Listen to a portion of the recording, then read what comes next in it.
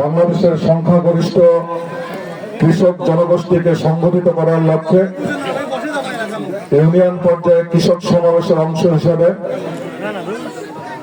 Patgram উপজেলাধীন কুসলিবাড়ি union কৃষক দলের আজকের এই কৃষক সমাবেশের সম্মানিত সভাপতি, বাংলাদেশ জাতীয়তাবাদী কৃষক দল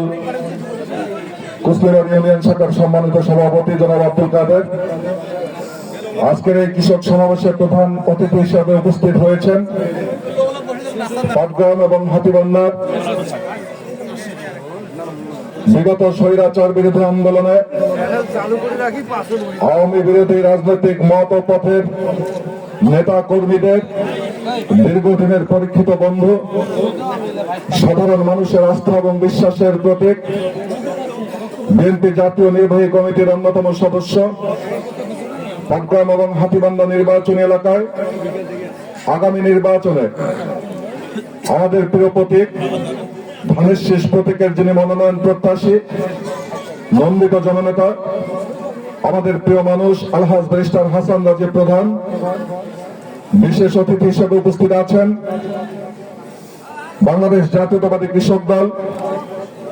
লালমনিরহাট জেলা শাখার বিপ্লবী সাধারণ সম্পাদক জনাব এনামুল হক মাস্টার, বিশেষ অতিথি হিসেবে উপস্থিত আছেন বাংলাদেশ জাতীয়তাবাদী দল বিএনপি পাটগ্রাম উপজেলা শাখার সম্মানিত আহ্বায়ক, শ্রীরামপুর ইউনিয়নের এক সময়ের বারবার জনগণ কর্তৃক নির্বাচিত চেয়ারম্যান, বর্ষিয়ান রাজনীতিবিদ জনাব আব্দুল করিম প্রধান, বিশেষ অতিথি হিসেবে উপস্থিত আছেন যথাক্রমে উপজেলা বিএনপির সিনিয়র যুগ্ম আহ্বায়ক বিশিষ্ট ব্যবসায়ী জনাব আলহাজ শফিকুর রহমান, উপজেলা বিএনপির সম্মানিত যুগ্ম আহ্বায়ক, পানবাড়ী উচ্চ বিদ্যালয়ের সম্মানিত প্রধান শিক্ষক শ্রদ্ধাভাজন বড় ভাই জনাব আলী রহমান সোহেল, উপজেলা বিএনপির সম্মানিত যুগ্ম আহ্বায়ক, এক সময় ডাকসাইটে ছাত্র নেতা জনাব রফিকুল ইসলাম জিএস, মঞ্চে আমন্ত্রিত অতিথি হিসেবে উপস্থিত আছেন কুসলিবাড়ি ইউনিয়ন বিএনপির সম্মানিত সভাপতি জনাব শওকত আলী, সাধারণ সম্পাদক জনাব শাহনওয়াজ পারভেজ সুজা সহ জাতীয়তাবাদী দল বিএনপি পাটগ্রাম উপজেলা শাখার সম্মানিত নেতৃবৃন্দ, কুসলিবাড়ি ইউনিয়ন শাখার সম্মানিত নেতৃবৃন্দ, কৃষক দল পাটগ্রাম উপজেলা শাখার সম্মানিত সভাপতি জনাব আনোয়ারুল ইসলাম রবি, সাধারণ সম্পাদক জনাব হাফিজুর রহমান প্রধান সহ অঙ্গ সহযোগী সংগঠনের সম্মানিত নেতৃবৃন্দ, সকলকে উপজেলা বিএনপির পক্ষ থেকে আন্তরিক অভিনন্দন এবং শুভেচ্ছা জানাচ্ছি। প্রিয় নেতৃবৃন্দ, আজকে এখানে কৃষক সমাবেশ অনুষ্ঠিত হচ্ছে একটি বিশেষ লক্ষ্যকে সামনে রেখে, সারা বাংলাদেশের কৃষকদেরকে সংগঠিত করে কৃষকদের মাধ্যমেই বাংলাদেশকে কিভাবে সমৃদ্ধ করা যায়, বাংলাদেশকে কিভাবে স্বনির্ভর করা যায়, শহীদ রাষ্ট্রপতি জিয়াউর রহমানের তার শাসনামলের সময় গৃহীত কৃষকদের ভাগ্য উন্নয়নে যে কল্যাণকর কর্মসূচিগুলো গ্রহণ করা হয়েছিল সেগুলো নতুন রূপে নতুন আঙ্গিকে আগামী দিনে কিভাবে বাস্তবায়ন করা যায় সেই জন্যই কৃষকদেরকে সচেতন করার জন্যই আজকের এই কৃষক সমাবেশ। প্রিয় নেতৃবৃন্দ, আমি আমার কথা শুরুতে গভীর শ্রদ্ধার সঙ্গে স্মরণ করছি বিগত জুলাই আন্দোলনে যারা তাদের জীবনের বিনিময়ে আমাদেরকে একটি নতুন স্বাধীনতা কিনে এনে দিয়েছে, যাদের বদৌলতে আজকে আমরা সারা বাংলাদেশে আমাদের স্বাধীনভাবে মত প্রকাশের সুযোগ পেয়েছি, আমরা স্বাধীনভাবে চলাফেরা করার স্বাধীনতা পেয়েছি, আমরা আমাদের কথাগুলো আপনাদের সামনে নির্দ্বিধায় বলতে পারছি। সেই সকল বীর শহীদদের প্রতি গভীর শ্রদ্ধা জানিয়ে আমি দুটি কথা বলতে চাই। আমরা শহীদ রাষ্ট্রপতি জিয়াউর রহমানের আদর্শ অনুপ্রাণিত হয়ে বিএনপির রাজনীতির সাথে সম্পৃক্ত হয়েছি। আজকের এই কৃষক সমাবেশে আমি একটু এটুকু বলতে চাই যে শহীদ রাষ্ট্রপতি জিয়াউর রহমান 1978 সাল থেকে 1981 সালের মে মাস পর্যন্ত রাষ্ট্র ক্ষমতায় অধিষ্ঠিত থাকাকালীন সময় কৃষকদের ভাগ্য উন্নয়নের জন্য, কৃষকদেরকে নতুন স্বপ্নে উজ্জীবিত করার জন্য নানান রকম কর্মসূচি গ্রহণ করেছিলেন। তার মধ্যে অন্যতম একটি কর্মসূচি হচ্ছে খাল খনন কর্মসূচি। আমরা এই খাল খনন কর্মসূচির মাধ্যমে দেখেছিলাম এই বাংলাদেশের সেই সময়ের পিছিয়ে পড়া কৃষকদেরকে স্বল্প মূল্যে সেচের ব্যবস্থা করে তিনি কিভাবে কৃষিতে বিপ্লব সাধন করেছিলেন। এই খাল খনন কর্মসূচি শুধুমাত্র একটি খাল হিসেবে এই সাদা চোখে দেখলে চলবে না। এই খাল খনন কর্মসূচির মাধ্যমে তিনি সেই সময় প্রায় ১৫০০ খাল খনন এবং পুনঃখনন করেছিলেন সারা বাংলাদেশে, যেখানে প্রায় ২৬,০০০ কিলোমিটার দৈর্ঘ্যের এই খাল খননের মাধ্যমে শহীদ রাষ্ট্রপতি জিয়াউর রহমান স্বপ্ন দেখেছিলেন যে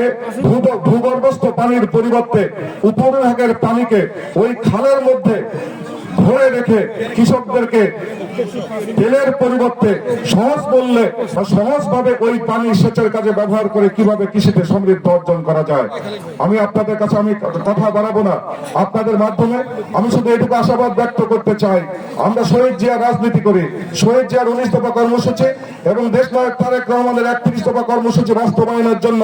আমাদের প্রিয় নেতা আলহাজ ব্যারিস্টার হাসান রাজীব প্রধান দিন রাত নিরলস ভাবে পরিশ্রম করছেন। আপনাদের এই গ্রাম থেকে গ্রামান্তরে ছুটে বেড়াচ্ছেন, জনপদ থেকে জনপদে ছুটে বেড়াচ্ছেন, পাড়া থেকে মহল্লায় সাধারণ মানুষের সঙ্গে কথা বলছেন। আমাদের একটি শপথ নিতে হবে, আমরা যারা বিএনপি রাজনীতি করি, যারা বিএনপি রাজনীতির সঙ্গে ওতপ্রোতভাবে জড়িত রয়েছি, তাদেরকে এইটুকু শপথ নিতে হবে যে স্বাধীনতা আমরা পেয়েছি সেই স্বাধীনতাকে হেলায় হারিয়ে ফেললে চলবে না। বাংলাদেশকে নিয়ে অনেক ষড়যন্ত্র হচ্ছে, বাংলাদেশকে ব্যর্থ করে দেওয়ার জন্য বিগত পালিয়ে যাওয়া সরকার নানান রকম ষড়যন্ত্রের মাধ্যমে এই দেশকে অস্থির করে তোলার নানান ফন্দি ফিকির করছে। আমাদেরকে সচেতন হতে হবে, যারা আমরা দলের দায়িত্বে রয়েছি, যারা আমরা বিভিন্ন পদ পদবিতে আসীন হয়ে বিএনপি রাজনীতির সাথে সম্পৃক্ত রয়েছি, আমাদেরকে সচেতন থাকতে হবে। আমার কোন আচরণে, আমার কোন ব্যবহারে আমার দল যেন ক্ষতিগ্রস্ত না হয়, আমার পদ যেন ক্ষতিগ্রস্ত না হয়, আমার আচরণ যদি ভালো না হয়, আমার আচরণ যদি মানুষের সঙ্গে দুর্ব্যবহারের মতো হয়, আমার আচরণ যদি মানুষের সঙ্গে হুমকি ধামকির হয়, তাহলে আপনার কারণে বা ব্যক্তির কারণে দল ক্ষতিগ্রস্ত হবে। আর দল যদি ক্ষতিগ্রস্ত হয়, তাহলে আগামী দিনের নির্বাচনে আমরা একটা কঠিন সময় পার করবো বলে আমি বিশ্বাস করি। আপনারা অনেকেই এখানে প্রশ্নোত্তর পর্বে বলেছেন যে 40 কেজির মন 42 কেজিতে দিতে হয়। আজকে তামাক বিক্রি করতে গেলে আপনাদেরকে ৪৫ কেজিতে বা ৫.৫ কেজিতে এক ধারা হিসাব করতে হয়। আপনারা বাধ্য হন হাটে গিয়ে এই সকল অনিয়ম এবং দুর্নীতির শিকার হতে। আমি আপনাদেরকে উদাত্তভাবে আহ্বান জানাতে চাই, আপনারা যদি ঐক্যবদ্ধ থাকেন, আপনাদের মধ্যে যদি একতা থাকে, আপনারা যদি এই অন্যায় এবং অবিচারের বিরুদ্ধে রুখে দাঁড়ান, কারো শক্তি নাই 40 কেজিকে 42 কেজিতে রূপান্তর করে, কারো শক্তি নাই 5 কেজি ধারাকে 5.5 কেজি ধারায় রূপান্তর করে। আপনারা ঐক্যবদ্ধ থাকবেন, আপনাদের সাথে আমরা আছি। আগামী দিনে যদি দেশনায়ক তারেক রহমানের নেতৃত্বে আপনাদের আস্থা এবং ভালোবাসার মাধ্যমে যে নির্বাচন আসবে, সেই নির্বাচনে যদি দেশনায়ক তারেক রহমান বিএনপির নেতৃত্ব দিয়ে রাষ্ট্র পরিচালনার দায়িত্ব পায়, তাহলে এই প্রোগ্রামকে আমরা এমন ভাবে ব্যারিস্টার হাসান রাজীব প্রধানের মাধ্যমে সাজাতে চাই যে এই প্রোগ্রামে ওই রকম 5.5 কেজির কোনো ধান্দাবাজি থাকবে না, ওই রকম 42 কেজির কোনো ধান্দা থাকবে না। আমরা সেই প্রোগ্রাম দেখতে চাই যেই প্রোগ্রামে হিংসা বিদ্বেষ হুমকি ধামকি লাঠি লগি বৈঠকা ছুরি পল্লমের পরিবর্তে আমরা ব্যারিস্টার হাসান রাজীব প্রধানের ভালো ব্যবহার মাধ্যমে ভালোবাসা দিয়ে মানুষের মন জয় করে রাষ্ট্র পরিচালনার দায়িত্ব পেতে চাই। সেই রাষ্ট্র পরিচালনার দায়িত্ব আসীন হলে আমরা সেই প্রোগ্রাম করব যেই প্রোগ্রামে কৃষকের কোনো দুর্দশা থাকবে না, যেই প্রোগ্রামে কৃষকরা গ্রাম থেকে গ্রামান্তর থেকে তাদের পণ্য প্রোগ্রামের বাজারে নিয়ে গিয়ে কোনো হয়রানির শিকার হবে না। আমরা এই পরিবেশ নিশ্চিত করতে চাই। সেই পরিবেশ নিশ্চিত করার জন্য আপনাদের সকলকে আগামী দিনে আমাদের এই ব্যারিস্টার হাসান রাজীব প্রধানের মতো একজন ভালো এবং সজ্জন ব্যক্তিত্বকে সামনের দিনে ধানের শীষ প্রতীক নিয়ে উনি যদি নির্বাচন করেন, সেই নির্বাচনে আপনারা যে যেখানে আছেন, যে অবস্থায় আছেন, দলীয় নেতা কর্মী সহ যারা সাধারণ মানুষ রয়েছেন, শহীদ রাষ্ট্রপতি জিয়াউর রহমানের আদর্শকে বুকে ধারণ করে শহীদ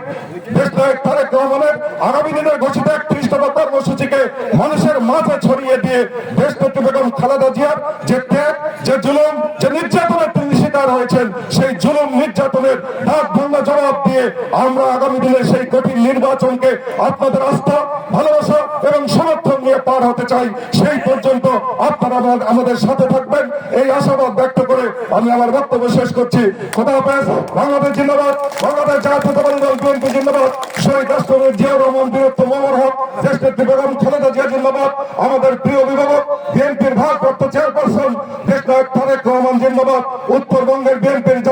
জাতিভাগ আমাদের প্রিয় নেতা বিএনপির জাতীয় নির্বাহী কমিটির সাংগঠনিক সম্পাদক অধ্যক্ষ আসাদুল্লাহ বিদ্যুৎ ভাই জিন্দাবাদ, আমাদের প্রিয় নেতা নন্দিত জননেতা, আপনাদের প্রিয় মানুষ, আগামী দিনে এই পাঠ্যক্রমকে নেতৃত্ব দেওয়ার জন্য আমরা যাকে মনস্থির করেছি, আজকের অনুষ্ঠানের সম্মানিত প্রধান অতিথি বিএনপি জাতীয় নির্বাহী কমিটির অন্যতম সদস্য জননেতা জনাব আলহাজ ব্যারিস্টার হাসান রাজীব প্রধান, ধন্যবাদ সকলকে। ধন্যবাদ।